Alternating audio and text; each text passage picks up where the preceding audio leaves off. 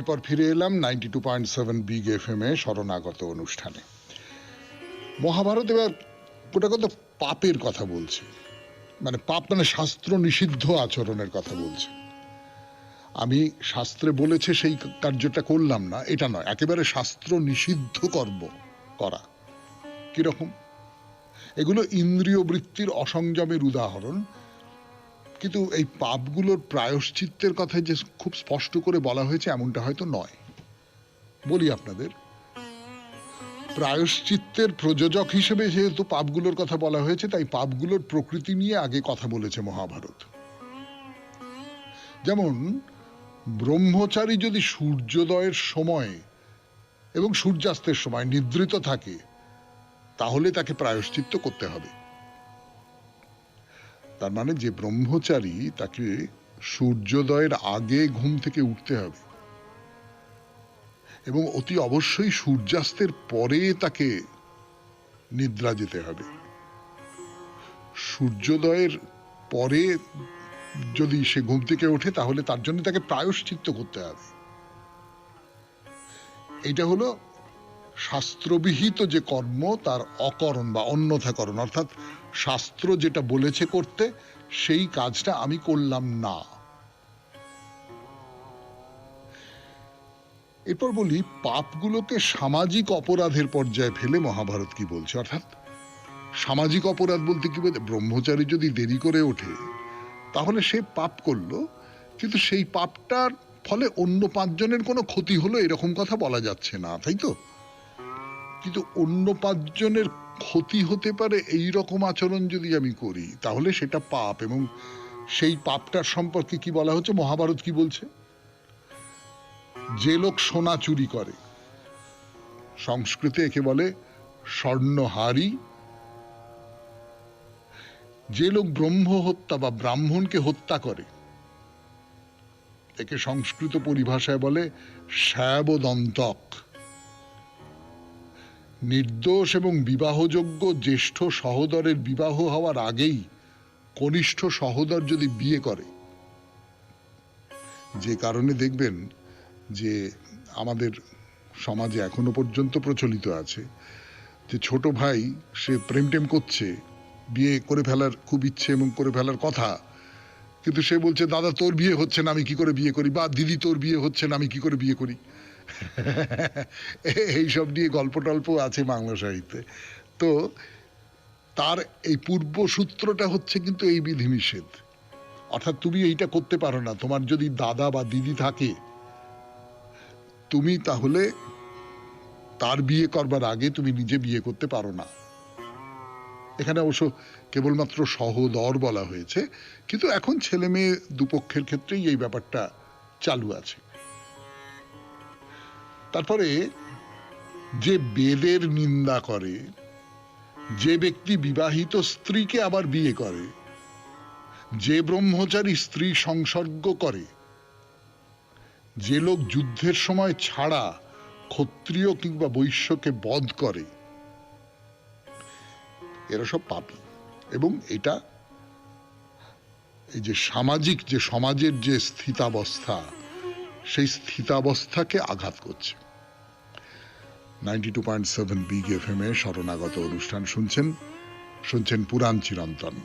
গানের পর আরো অনেক পাপের কথা বলা হচ্ছে মহাভারতে, যেগুলো বলা হচ্ছে আমি বলি আপনাদের, শুনতে বেশ অন্যরকম লাগবে। মানে এই পাপগুলো যেমন বড় ভাই তিনি বিবাহযোগ্য, তাকে তার বিয়ে হবার আগেই যদি ছোট ভাই বা বোন বিয়ে করে ফেলে, তাকে পাপ বলে মনে করা হচ্ছে। এটাকে আমরা হয়তো অতটা পাপ বলে মনে করি না, আমরা মনে করি না এটা না করাটাই ভালো, কিন্তু তখনকার দিনে এটাকে পাপ বলে মনে করা হতো। যেমন এক্ষুনি বললাম যে যুদ্ধের সময় ছাড়া ক্ষত্রিয় কিংবা বৈশ্যকে বধ করা, এটা পাপ। যুদ্ধের সময় তুমি বধ করতে পারো, এইটাও আমাদের মধ্যে চালু আছে যে যুদ্ধে তুমি যদি হত্যা করো, তাহলে সেই হত্যাটা পাপ নয়। আত্মরক্ষার জন্য তুমি যদি কাউকে হত্যা করো বা কারোর ক্ষতি করো, তাহলে সেটা পাপ নয়, আইনের দিক থেকেও পাপ নয়। তার কারণ সেটাও তো একরকম করে যুদ্ধ, নিজের অস্তিত্ব রক্ষার যুদ্ধ। তারপর আরো বলি আপনাদের যে যে ব্রাহ্মণ অপবিত্র ব্যক্তিকে দান করেন, যিনি তীর্থে দান করেন না,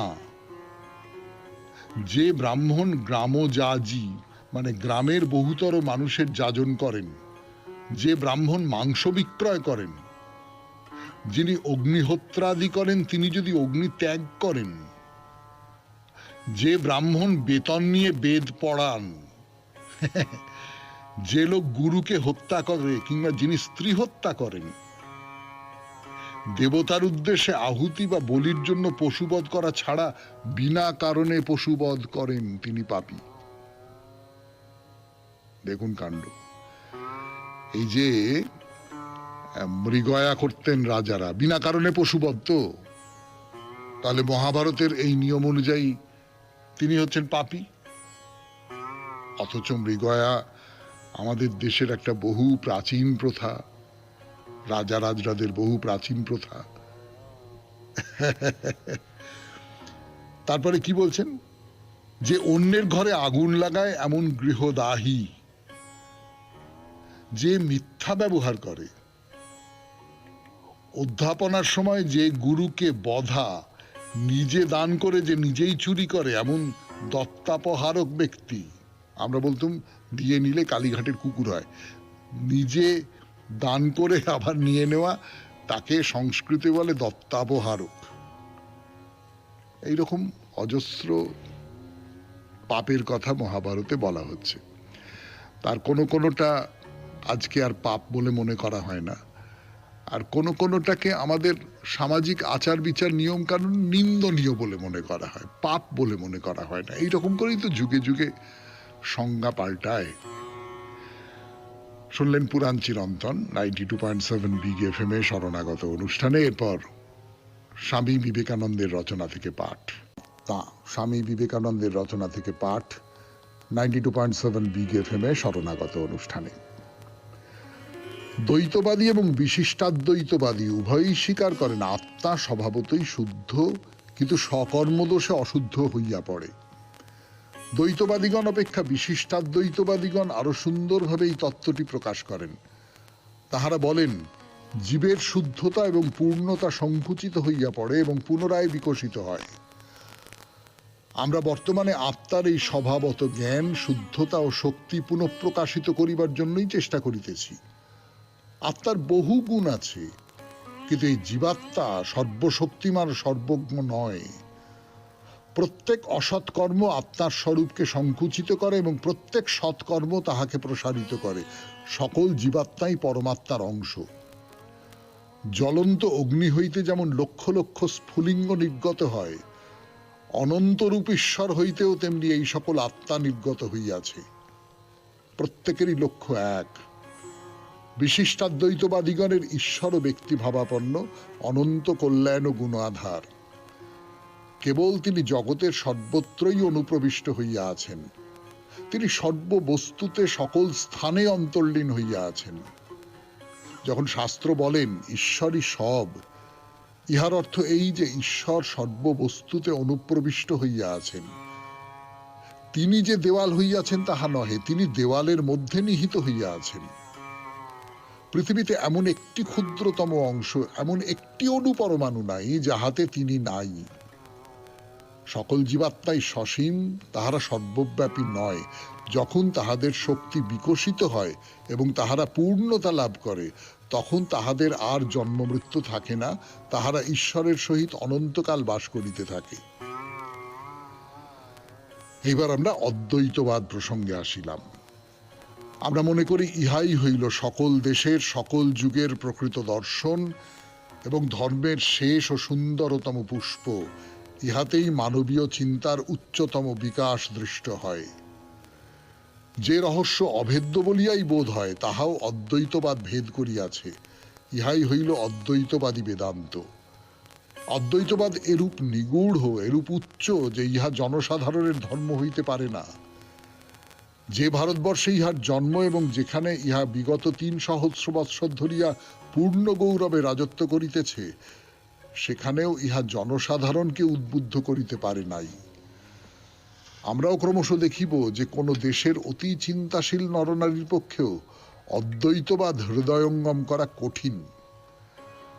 আমরা নিজেদের এরূপ দুর্বল, এরূপ হীন করিয়া ফেলিয়াছি যে আমরা বড় বড় দাবি করিতে পারি, কিন্তু স্বভাবত আমরা অন্যের উপর নির্ভর করিতে চাই। আমরা যেন ক্ষুদ্র ক্ষুদ্র দুর্বল চারা গাছের মতো সর্বদাই একটা অবলম্বন চাই। কতবার একটি সহজ আরামের ধর্ম সম্বন্ধে বলিবার জন্য আমি অনুরুদ্ধ হইয়াছি। অতি অল্প লোকই সত্যের কথা শুনিতে চায়, অল্পতর লোক সত্য জানিতে সাহস করে, অল্পতম লোক সেই সত্যকে ব্যবহারিক জীবনে প্রতিষ্ঠিত করিতে সাহসী হয়। ইহা মানুষের দোষ নহে, ইহা মস্তিষ্কের দুর্বলতা। যে কোনো নূতন তত্ত্ব, বিশেষ করিয়া উচ্চ তত্ত্ব, বিশৃঙ্খলা সৃষ্টি করে। মস্তিষ্কের ভিতর যেন একটি নূতন চিন্তা প্রণালী উদ্ভাবনের চেষ্টা করে, এবং ইহাতে মানুষের সমগ্র জীবন বিপর্যস্ত হইয়া যায় এবং মানুষ সমতা হারাইয়া ফেলে। তাহারা পূর্ব হইতেই বিশেষ ধরনের পরিবেশে অভ্যস্ত, এবং সেই জন্য তাহাদের প্রাচীন পারিবারিক, নাগরিক, শ্রেণীগত, দেশগত বহু এবং বিবিধ কুসংস্কার, সর্বোপরি প্রত্যেক মানুষের স্বীয় অন্তর্নিহিত বহু কুসংস্কার জয় করিতে হয়। তাহা সত্ত্বেও পৃথিবীতে এরূপ জন কয়েক সাহসী ব্যক্তি আছেন, যাহারা সত্য উপলব্ধি করিতে সাহসী হন, সত্য গ্রহণ করিতে সাহসী হন, শেষ পর্যন্ত সত্য অনুসরণ করিতে সাহসী হন। শুনলেন স্বামী বিবেকানন্দের রচনা থেকে পাঠ। 92.7 বিগ এফএম এর শরণাগত অনুষ্ঠানে এখন ভগবদ গীতা। গীতার ভূমিকা, রচনা স্বামী রঙ্গনাথানন্দজি। যতটা পড়েছিলাম তারপর থেকে পড়ে শোনাই আপনাদের 92.7 বিগ এফএম এর শরণাগত অনুষ্ঠানে। এবং এই আধুনিক যুগে স্বামী বিবেকানন্দ সব রকম জাতপাতের বিচার ও অস্পৃশ্যতার ভয়ানক সমালোচনা করে মানবীয় ক্রমবিকাশের পথে এই ব্রাহ্মণত্বের আদর্শকে সবার ওপরে তুলে ধরেছেন। ভারতের ভবিষ্যৎ সম্বন্ধে তার বক্তৃতায় তিনি বলেছেন, ভারতে ব্রাহ্মণী মনুষ্যত্বের চরম আদর্শ। শঙ্করাচার্য তার গীতা ভাষ্যের ভূমিকায় এটি অতি সুন্দরভাবে প্রকাশ করেছেন। শ্রীকৃষ্ণের অবতরণের কারণ বলতে গিয়ে তিনি বলেছেন, শ্রীকৃষ্ণ ব্রাহ্মণত্ব রক্ষা করবার জন্য অবতীর্ণ হয়েছিলেন, এইটাই ছিল তার অবতরণের মহান উদ্দেশ্য। এই ব্রাহ্মণ, এই দিব্য মানব, ব্রহ্মজ্ঞ পুরুষ, এই আদর্শ ও পূর্ণ মানবকে থাকতে হবে, তার লোভ হলে চলবে না। সেই সঙ্গে জাতপাতের অশুভ প্রভাব, বিশেষত উচ্চবর্ণের বিশেষাধিকারের দাবির প্রসঙ্গে তিনি বলেছিলেন, একচেটিয়া অধিকারের দিন চলে গিয়েছে। প্রত্যেক অভিজাত জাতির কর্তব্য নিজের সমাধি নিজে খনন করা, আর যত শীঘ্র তারা এ কার্য করে ততই তাদের পক্ষে মঙ্গল। যত বিলম্ব হবে ততই তারা পচবে, আর ধ্বংস তত ভয়ানক হবে। আধুনিক শতকগুলিতে ব্রাহ্মণ নামক সেই মহান শব্দটিকে আমরা বিকৃত করে ফেলেছি। এখন এর মানে এসে দাঁড়িয়েছে জাতপাতে আবদ্ধ উন্নাসিক একজন মানুষ, যে রজঃ ও তমঃতে পূর্ণ, যার মধ্যে সত্যের লেশমাত্র নেই, এবং যে অন্য সব জাতের মানুষকে নিচু চোখে দেখে। বিগত 1000 বছর ধরে এমন একটি মহান শব্দের অবনমন ঘটিয়ে চলেছে ব্রাহ্মণেরা। স্বল্প সুবিধা প্রাপ্ত বা সর্বসুবিধা বঞ্চিত বিপুল জনগোষ্ঠীর মধ্যে থেকে তারা নিজেদের জন্য বিশেষ সুযোগ সুবিধা দাবি করে এসেছে। আধুনিক ভারতীয় বিবেকের বিরুদ্ধে বিদ্রোহ করেছে এবং ভারতীয় সমাজকে এই অশুভ প্রভাব থেকে মুক্ত করতে শক্তিশালী পদক্ষেপ গ্রহণ করেছে। উপনিষদ থেকে এবং পরবর্তীকালে বুদ্ধ ও শঙ্করাচার্য প্রমুখ আচার্যদের মাধ্যমে আমরা এই শিক্ষা পেয়েছি যে ব্রাহ্মণ শব্দটির অর্থ হলো এমন একজন মানুষ যিনি ব্রহ্ম সম্পর্কে জ্ঞাত হয়ে সম্বন্ধে পরিণত হয়েছেন প্রেম ও করুণায় পূর্ণ একক ব্যক্তিত্বে। শঙ্করাচার্যের ভূমিকার এই অংশে ব্যবহৃত শব্দটির তাৎপর্য হল ব্রাহ্মণের বিমূর্ত রূপ, ব্রাহ্মণত্ব, যা বলতে বোঝায় বিশেষ এক মানবীয় অবস্থাকে, বিশেষ কোনো ব্যক্তি বা শ্রেণীকে নয়। ব্রাহ্মণত্ব মানে হলো মানবীয় বিকাশের উচ্চ এক পর্যায়, যা কোনো বিশেষ জাতি, শ্রেণী বা দেশের মধ্যে সীমাবদ্ধ নয়। ব্রাহ্মণ পদবাচ্য মানুষ রয়েছেন রাশিয়ায়, আমেরিকায়, চীনে এবং অন্য সব স্থানে। চমৎকার একটি ভাব আমাদের আছে, সেটি এই যে ঈশ্বরের অবতার পৃথিবীতে আবির্ভূত হন। তিনি কোনো সামাজিক সংস্কার শুরু করেন না, কারণ সেটা সমাজ সমস্যার খুব ওপর থেকে একটা প্রতিকার প্রচেষ্টা মাত্র। রোগকে না সারিয়ে রোগের বহির্লক্ষণ সারানোর চেষ্টার মতো। শুনছেন স্বামী রঙ্গনাথানন্দজির ব্যাখ্যায় ভগবদ গীতা। ভগবদ গীতা, তার ভূমিকা, স্বামী রঙ্গনাথানন্দজির রচনা, সেখান থেকে পড়ে শোনাচ্ছি। অবতার নিয়ে কথা বলছি। 92.7 বিগ FM এ শুনছেন জীবনের সহজ পাঠ, শরণাগত। অবতার একটি নূতন মূল্যবোধ ব্যবস্থার প্রবর্তন করেন, যা ধীরে ধীরে মানুষের হৃদয় মনকে অনুপ্রাণিত করে। তা থেকেই আসে নৈতিক ও মানবিক জাগরণ, এবং এই জাগরণই প্রয়োজনীয় সর্বপ্রকার সমাজ সংস্কারের জন্ম দেয়। তিনি আসেন দুটি উদ্দেশ্যে। একটি হলো সনাতন ধর্মের মহিমা ও সর্বজনীনতা প্রতিষ্ঠা করা, অপরটি হলো সেই আদর্শ মানুষকে রক্ষা করা যিনি নৈতিক ও আধ্যাত্মিক মূল্যবোধের প্রতিমূর্তির স্বরূপ এবং যিনি মানবীয় ক্রমবিকাশের লক্ষ্য স্বরূপ ব্রাহ্মণত্ব নামক অবস্থায় উপনীত হয়েছেন। সকল মানুষকেই সেই লক্ষ্যের অভিমুখে বিকশিত হয়ে উঠতে হবে। শ্রীকৃষ্ণের অবতরণকে যার সঙ্গে সমন্বিত করা হয়েছে সেটি হল ভৌমস্য ব্রাহ্মণ ব্রাহ্মণত্বস্য রক্ষণার্থম। ভৌমস্য ব্রাহ্মণ, জগতের ব্রহ্ম অর্থাৎ বেদ, বেদের অসামান্য দর্শন ও আধ্যাত্মিকতা, যেখানে এইসব সর্বজনীন ভাবের সন্ধান মেলে। এই দর্শন সম্বন্ধে প্রশ্ন উত্থাপন করতে কারো ভীত হওয়ার প্রয়োজন নেই। এই দর্শন প্রশ্নকে স্বাগত জানায়, কারণ এটি অত্যন্ত যুক্তিবাদী এবং সাধন সম্মত। দ্বিতীয়ত, এটি অত্যন্ত সর্বজনীন। এটি মানব জাতিকে দেখে সামগ্রিকভাবে একটি একক রূপে, তাকে বর্ণ, দেশ বা জাতিতে বিভক্ত রূপে নয়। বৈদিক ঐতিহ্যের এটি গুরুত্ব। তাই এটিকে তিনি বলছেন ভৌমস্য ব্রাহ্মণ এবং ব্রাহ্মণত্বস্য রক্ষণার্থম। বেদ বা শ্রুতি বা উপনিষদে ঈশ্বর বা মানব জাতি সম্বন্ধে কেবল সর্বজনীন নীতিসমূহের কথাই আছে। শ্রীকৃষ্ণ এসেছিলেন এটিকে রক্ষা করতে, এবং রক্ষা করতে সেই মানুষটিকে যার জীবনে সেই শ্রুতি, সেই ব্রাহ্মণ রূপটি মূর্ত হয়ে উঠেছে।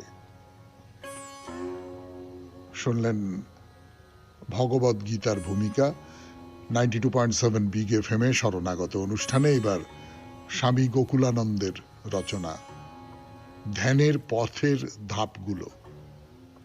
ফিরে আসছি গানের পর। 2.7 বিগ FM এ শরণাগত অনুষ্ঠান শুনছেন। এখন স্বামী গোকুলানন্দের রচনা থেকে পাঠ। আমরা যে অধ্যায়ে প্রবেশ করতে চলেছি, একাদশ অধ্যায়, তার শিরোনাম ধ্যানের পথের ধাপগুলো। শুরু করি।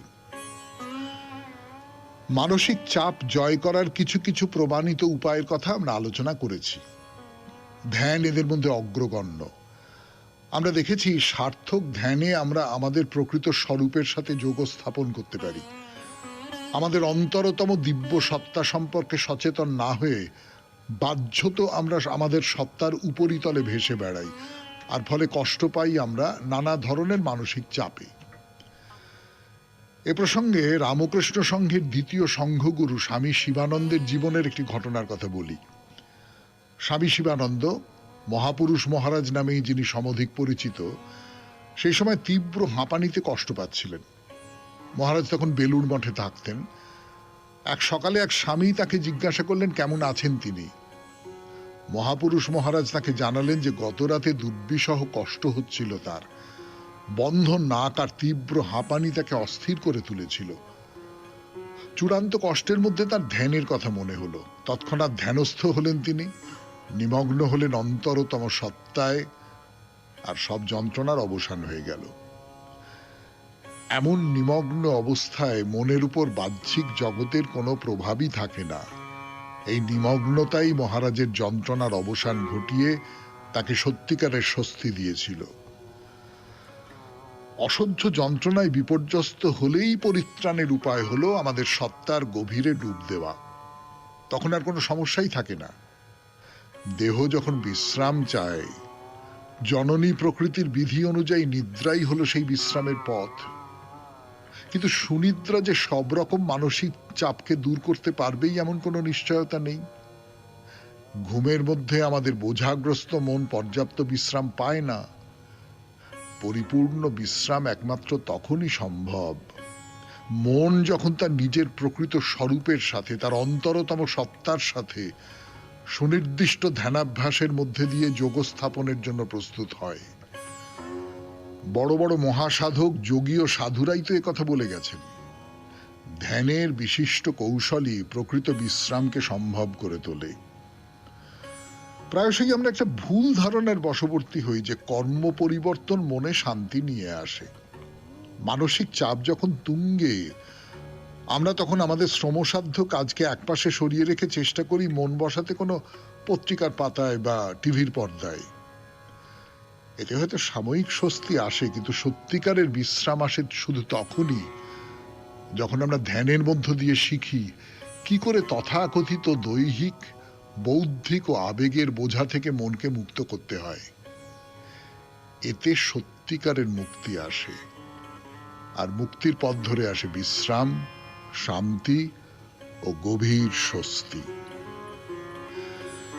শুনলেন স্বামী গোকুলানন্দের রচনা থেকে পাঠ, ধ্যানের পথের ধাপগুলো। আপনাদের সৌমিত্র বসু। এখন পড়ে শোনাবো সব্যসাচী বন্দ্যোপাধ্যায়ের চিঠি, আলমবাজার, কলকাতা ৩৫ থেকে লিখেছেন। শ্রীমলিখিত শ্রী শ্রী রামকৃষ্ণ কথামৃত বেশ অনেকদিন পাঠের পর এখন শ্রদ্ধেয় সৌমিত্র বসু শ্রীমৎ স্বামী রঙ্গনাথানন্দজি মহারাজ লিখিত গীতার ব্যাখ্যা পাঠ করছেন। আমি এই ব্যাখ্যার কথা আগে জানতাম না, তাই আরো আগ্রহ নিয়ে শুনছি, তা বলাই যায়। শ্রীমৎ স্বামী রঙ্গনাথানন্দজি মহারাজ প্রসঙ্গে সামান্য একটি স্মৃতি আছে আমার। সেই স্মৃতিটুকু ভাগ করে নেবার জন্যই এই চিঠি। শ্রীরামকৃষ্ণ মঠ ও মিশনের যে কজন মহারাজ সারা পৃথিবীতে শ্রী শ্রী ঠাকুর, শ্রী শ্রী মা ও স্বামীজির জীবন ও বাণী ছড়িয়ে দেবার কাজে ব্যাপৃত ছিলেন, তাদের মধ্যে অন্যতম স্বামী রঙ্গনাথানন্দজি মহারাজ। তার বক্তৃতা শোনবার জন্য দলে দলে ভক্তরা ভিড় করতেন। আজ থেকে ৩২ বছর আগের কথা। তখন সারা দেশে সেই ঐতিহাসিক শিকাগো ধর্ম মহাসভার শতবর্ষ পূর্তি অনুষ্ঠান সাড়ম্বরে পালিত হচ্ছিল। কলকাতার লেক স্টেডিয়ামে মূল অনুষ্ঠানটি হয়েছিল। সেই অনুষ্ঠানে সভাপতিত্ব করেছিলেন স্বামী রঙ্গনাথানন্দজি। ওই অনুষ্ঠানে উপস্থিত থাকার সুযোগ হয়েছিল আমার। সেদিন অন্যান্য বক্তাদের বক্তব্য রাখবার পর তিনি বক্তব্য রাখলেন। সুন্দর বাচন ভঙ্গিমায় থেমে থেমে সহজ ও সাবলীল ভাবে প্রায় ৩০ মিনিট ধরে বলা তার কথা শুনে প্রাণিত হয়েছিলাম। সভার পরে সামান্য আহার করছেন মহারাজ, আমি গিয়ে প্রণাম করলাম। আমার দিকে তাকিয়ে হাসলেন মহারাজ। আমি অটোগ্রাফ নেবার জন্য খাতা বাড়ালাম। কত সকাল থেকে এত মানুষ এখানে এসেছেন, সবই সেই বন্ধুর জন্য। স্বামীজিকে বন্ধু করে জীবনে চললে দেখবে সব সমস্যা দূরীভূত হয়েছে। অটোগ্রাফ দিয়ে খাতাটা আমাকে দিয়ে বললেন মহারাজ। যখন চলে আসছি তখন আরেকবার প্রণাম করলাম। আমার মাথায় হাত দিয়ে বললেন, স্বামীজির কথা এত বলি সব জায়গায়, ফুরোয় না, মনে হয় আরো বলি। সত্যি তাই। তার কথা শুনলে মনে হতো যেন ফুরোয় না এই কথা। আজও যখন তার কথা শুনি, তার লেখা পড়ি, তখন মনে হয় সেই দিনের কথা, পূজনীয় মহারাজের সেই পবিত্র সান্নিধ্যের কথা, যা আমার সারা জীবনের সম্পদ হয়ে আছে। শ্রদ্ধেয় সৌমিত্র বসু সহ শরণাগত পরিবারের সকলের প্রতি সশ্রদ্ধ প্রণাম জানাই। সব্যসাচী বন্দ্যোপাধ্যায়, আলমবাজার, কলকাতা ৩৫। হ্যাঁ সব্যসাচী বাবু, আপনি এই যে সাধু সংসর্গ করেছেন, এর আগেও আপনি কারুর কথা বলেছেন, তাদের সঙ্গে আলাপ হয়েছে আপনার। একটা দুটো মণিকণা সেই স্মৃতি থেকে আপনি আমাদের উপহার দিয়েছেন, যেমন এই যে আজকে উপহার দিলেন স্বামী রঙ্গনাথানন্দজি, যেটা বলছেন যে বন্ধু, স্বামীজিকে বন্ধু বলে মনে করো। আহা, কি ভালো কথা, কি ভালো কথা। যারা শরণাগত শুনছেন তারা যদি এই কথাটিকে বুকের মধ্যে রেখে দেন, যদি এই কথাটিকে জীবনে পালন করতে পারেন, তাহলে সত্যি সত্যি অনেক অনেক অভাব, অনেক কষ্ট, অনেক অপূর্ণতা দূর হয়ে যাবে। আপনাকে অনেক ধন্যবাদ সুভাষিচি বাবু। এবার তাহলে বাইরে দূরে বোদাগঞ্জের কথা 92.7 বিগ এফএম এ শরণাগত অনুষ্ঠানে আমি আপনাদের সৌমিত্র বসু। নমস্কার নমস্কার নমস্কার নমস্কার নমস্কার নমস্কার নমস্কার আপনাদের সবাইকে সবাইকে সবাইকে নমস্কার জানাচ্ছে আপনাদের সৌমিত্র বসু। সবাইকে অজস্র শুভ কামনা জানাচ্ছে, সবাইকে স্বাগত জানাচ্ছে আজকের এই শরণাগত অনুষ্ঠানে, এবং সবাইকে শুভ সকাল জানাচ্ছে। শুভ হোক, শুভ হোক, সকলের শুভ হোক, সকলের ভালো হোক, সকলের মঙ্গল হোক। আমরা সবাই যেন প্রসন্ন থাকি, আনন্দিত থাকি, মজা করে থাকতে পারি। এই তো, এইটুকুই তো কামনা। আজকে দুটি কারণে বিশেষ দিন, একজনের জন্মদিন আর একজনের প্রয়াণ দিবস। দুজনেই স্বাধীনতা সংগ্রামী। একজন তো লোকমান্য বাল গঙ্গাধর তিলক, তার জন্মদিন আজকে। 1856 খ্রিস্টাব্দের এই 23শে জুলাই তিনি জন্মগ্রহণ করেছিলেন। আপনারা সকলেই জানেন যে খুব জাতীয়তাবাদী একজন কট্টর দেশনেতা, এবং এই যে গণেশ পূজা উৎসব বা শিবাজি উৎসব, এইগুলোর প্রচলন তিনি করেছিলেন, পত্রিকা বার করেছেন। আরেকজন হচ্ছেন আমাদের এই বাংলার দেশপ্রিয় যতীন্দ্রমোহন সেনগুপ্ত। তিনিও খুব বড় মাপের একজন স্বদেশ ভক্ত মানুষ ছিলেন। এবারে বলি বেণী মাধবশীলের পঞ্জিকা অনুযায়ী আজকের দিনটার কথা। আজকে 6ই শ্রাবণ 1432, ইংরেজি 23শে জুলাই 2025, বুধবার। আজ চতুর্দশী। সূর্যোদয়ের সময় ভোর 5:06, সূর্যাস্তের সময় সন্ধে 6:21। নক্ষত্র আর্দ্রা। আজকে জন্মে মিথুন রাশি, শূদ্র বর্ণ, মতান্তরে বৈশ্য বর্ণ, নরগণ। সন্ধে 6:34 গতে দেবগণ। আমাদের হোয়াটসঅ্যাপে চিঠি পাঠাবার নাম্বার 9831922927। চিঠির গোড়ায় অতি অবশ্যই SG লিখতে হবে। এবারে বলি আজকের অনুষ্ঠান সম্পর্কে। পুরাণ চিরন্তনে আমরা প্রায়শ্চিত্ত নিয়ে কথা বলছি। প্রায়শ্চিত্ত, তার কত রকম ধরন হতে পারে, কত কি হতে পারে, সেই প্রায়শ্চিত্ত থেকে কি করে, মানে প্রায়শ্চিত্ত কিভাবে করা যেতে পারে, পাপ থেকে কিভাবে মুক্তি পাওয়া যেতে পারে, সেই সমস্ত নিয়ে কথাবার্তা হচ্ছিল। আরো কিছু কথা বলা হবে। তারপরে স্বামী বিবেকানন্দের রচনা থেকে পাঠ, আত্মা। এই আত্মা নামক যে বক্তৃতা, যার বাংলা অনুবাদ আমাদের সামনে, সেখান থেকে আরো খানিকটা অংশ পড়ে শোনাবো। তারপরে ভগবদ গীতার ভূমিকা, স্বামী রঙ্গনাথানন্দজির রচনা শোনাবো স্বামী গোকুলানন্দজির মানসিক চাপ জয় করার উপায় থেকে। তারপরে তো আপনাদের চিঠিপত্র, এবং শেষে বাইরে দূরে। আমরা এখন উত্তরবঙ্গে আছি। 92.7 বিগ এফএম এ শরণাগত অনুষ্ঠান শুনছেন। আমি আছি আপনাদের সঙ্গে, আপনাদের সৌমিত্র বসু। ফিরে আসছি পুরাণ চিরন্তন নিয়ে। ভ্রামরীর কথা বলবো। বোদাগঞ্জের দেবী ভ্রামরী 51 পীঠের অন্যতম পীঠ এটি। তো সেই দেবী ভ্রামরী বা এই ত্রিশ্রোতার যে দেবী, তিনি অরুণাসুরকে বধ করেছিলেন। অরুণাসুরকে কিভাবে বধ করেছিলেন সেই কথা জানাই আপনাদের। বধ করেছিলেন মৌমাছি রূপে। এই যে ভ্রামরী নামটা আপনাদের আগেও বলেছি, ভ্রামরী, ভ্রমর, ভীমরুল, অর্থাৎ তীক্ষ্ণ সুর, আক্রমণ করে, এই রকম একটা রূপ আছে দেবীর। দেবীকে মৌমাছি রূপে কল্পনা করা হয়েছে। তো অরুণাসুরকে বধ করেছিলেন শত শত ভ্রমরের রূপ ধরে, বিষাক্ত দংশনের মাধ্যমে। অনেক অনেক অনেক মৌমাছি একসঙ্গে জুড়ে গেল, একসঙ্গে এসে তারা অরুণাসুরকে নানান দিক থেকে কামড়ে দিচ্ছে, দংশন করছে, আক্রমণ করছে। অরুণাসুর সেই যে আক্রমণ, সেই আক্রমণে পর্যদস্ত হয়ে মরে গেল। তো এই হলো ভ্রামরী দেবীর যে মাহাত্ম্য, অরুণাসুরকে বধ করবার যে মাহাত্ম্য। এইসব তো বলা হলো, এবারে চলুন একেবারে সরাসরি মন্দিরের দিকে যাওয়া যাক। কিন্তু তার আগে একটা ছোট্ট কথা একটু বলে নি। জায়গাটার নাম তো হচ্ছে বোদাগঞ্জ। বোদাগঞ্জ নামটা কিন্তু ভালো না, না? বোদাগঞ্জ, বোদা বললে আমরা তো বুঝি যে কি বুঝি বলুন তো, মানে বোদা টাইপের লোক, মানে বোকা, কিছু বোঝে না, হ্যাঁ, আবর, এইরকম সব আমাদের মনে হয়। তো তো একটা জায়গার নাম বোদাগঞ্জ, এইটা কেন এরকম হয়েছে? জায়গা তো আর বোকা হয় না, আর কোন একটা জায়গার সমস্ত মানুষ তারাও সকলে বোকা, বোদা, এরকমটাও হতে পারে না। কিন্তু যে কথাটা বলবো সেটা হচ্ছে যে এই জায়গাটা বড় সুন্দর, বড় সুন্দর। এমনিতে একটু পাহাড়ি জায়গা, কিন্তু চারপাশে গাছপালা, জঙ্গল, মানে চমৎকার। মানে আপনি মন্দিরের কথাটা যদি ভুলে যান, ভুলে গিয়েও একটু ছুটি কাটাবার জন্য এখানে আসতে পারেন, তাহলে সেটাও খুব ভালো। তো সেই বোদাগঞ্জে এসেছি আমরা, আমরা মন্দিরের কথাটাই বলবো। তাহলে চলুন মন্দিরের দিকে এগিয়ে যাই।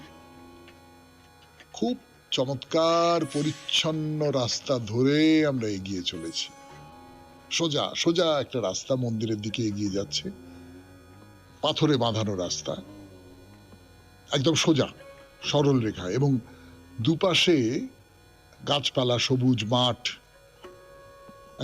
মন্দিরের সামনে তো আপনারা সকলেই জানেন যে সব মন্দিরে পুজো দেওয়া হয়, যে পুজোর সামগ্রী বিক্রি হয়।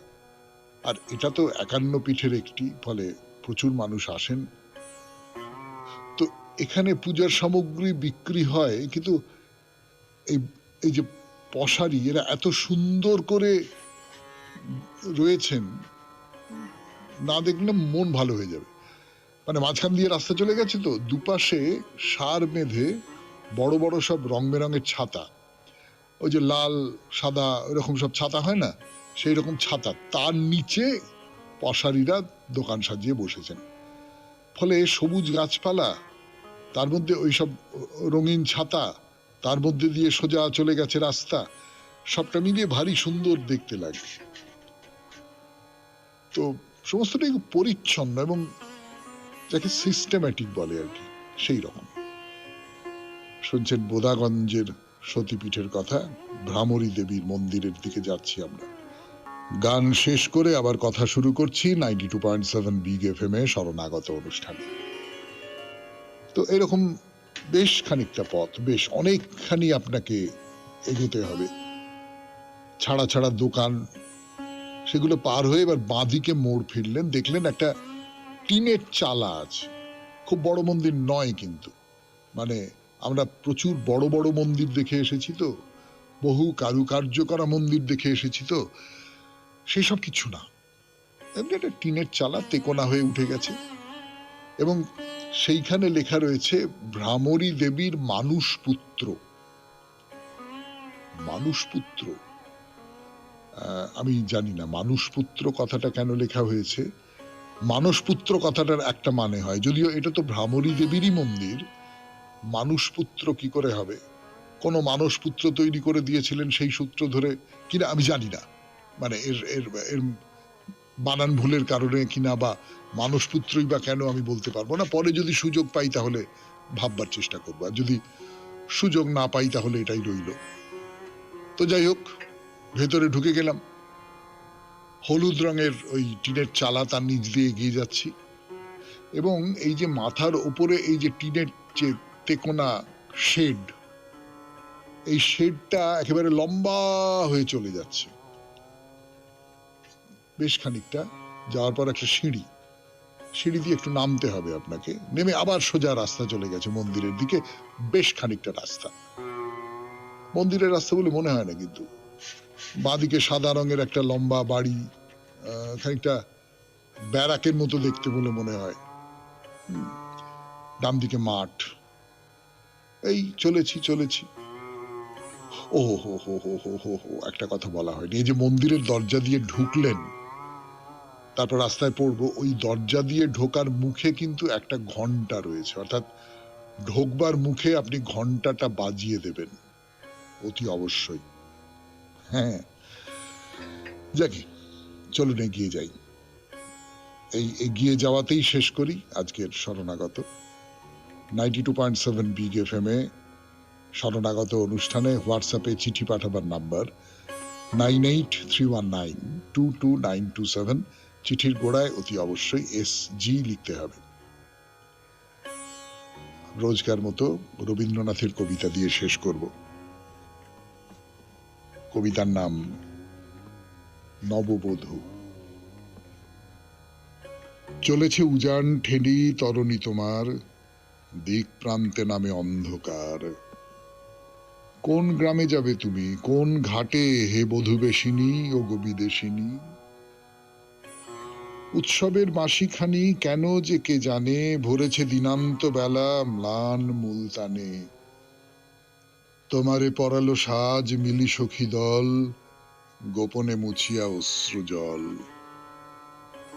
মৃদুস্রোত নদীখানি ক্ষীণ কলকলে, স্তিমিত বাতাসে যেন বলে, কত বধূ গিয়েছিল কতকাল এই স্রোতবাহী, তীর পানে চাহি।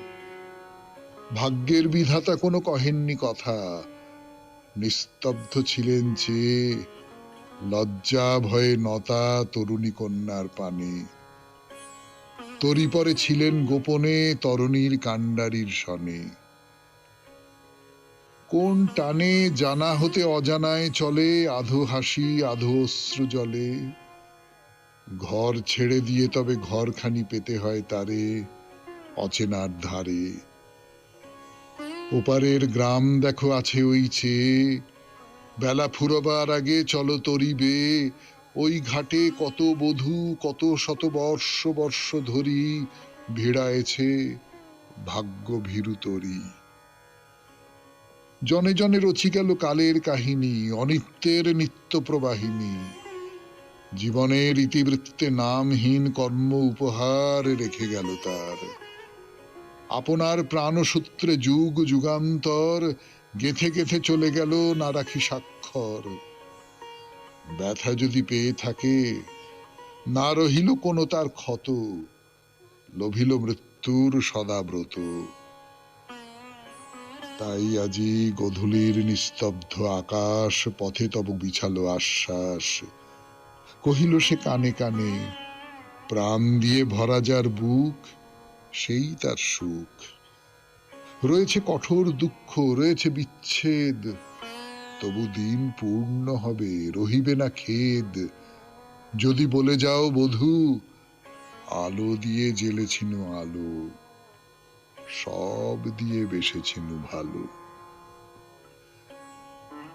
খুব ভালো থাকবেন, আনন্দে থাকবেন। নমস্কার। ফিরে এলাম 92.7 বিগ এফএম এ শরণাগত অনুষ্ঠানে। মহাভারত এবার গোটা কথা পাপের কথা বলছে, মানে পাপ মানে শাস্ত্র নিষিদ্ধ আচরণের কথা বলছে। আমি শাস্ত্রে বলেছে সেই কার্যটা করলাম না এটা নয়, একেবারে শাস্ত্র নিষিদ্ধ কর্ম করা। কিরকম? এগুলো ইন্দ্রিয় বৃত্তির অসংযমের উদাহরণ। কিন্তু এই পাপগুলোর প্রায়শ্চিত্তের কথায় যে খুব স্পষ্ট করে বলা হয়েছে এমনটা হয়তো নয়। বলি আপনাদের, প্রায়শ্চিত্তের প্রযোজক হিসেবে যেহেতু পাপগুলোর কথা বলা হয়েছে, তাই পাপগুলোর প্রকৃতি নিয়ে আগে কথা বলেছে মহাভারত। যেমন ব্রহ্মচারী যদি সূর্যোদয়ের সময় এবং সূর্যাস্তের সময় নিদ্রিত থাকে, তাহলে তাকে প্রায়শ্চিত্ত করতে হবে। তার মানে যে ব্রহ্মচারী, তাকে সূর্যোদয়ের আগে ঘুম থেকে উঠতে হবে এবং অতি অবশ্যই সূর্যাস্তের পরে তাকে নিদ্রা যেতে হবে। সূর্যোদয়ের পরে যদি সে ঘুম থেকে ওঠে, তাহলে তার জন্য তাকে প্রায়শ্চিত্ত করতে হবে। এটা হলো শাস্ত্রবিহিত যে কর্ম, তার অকরণ বা অন্যথাকরণ, অর্থাৎ শাস্ত্র যেটা বলেছে করতে, সেই কাজটা আমি করলাম না। এরপর বলি, পাপগুলোকে সামাজিক অপরাধের পর্যায়ে ফেলে মহাভারত কি বলছে। অর্থাৎ সামাজিক অপরাধ বলতে কি বলতে, ব্রহ্মচারী যদি দেরি করে ওঠে, তাহলে সে পাপ করলো, কিন্তু সেই পাপটার ফলে অন্য 5 জনের কোনো ক্ষতি হলো এরকম কথা বলা যাচ্ছে না, তাই তো? কিন্তু অন্য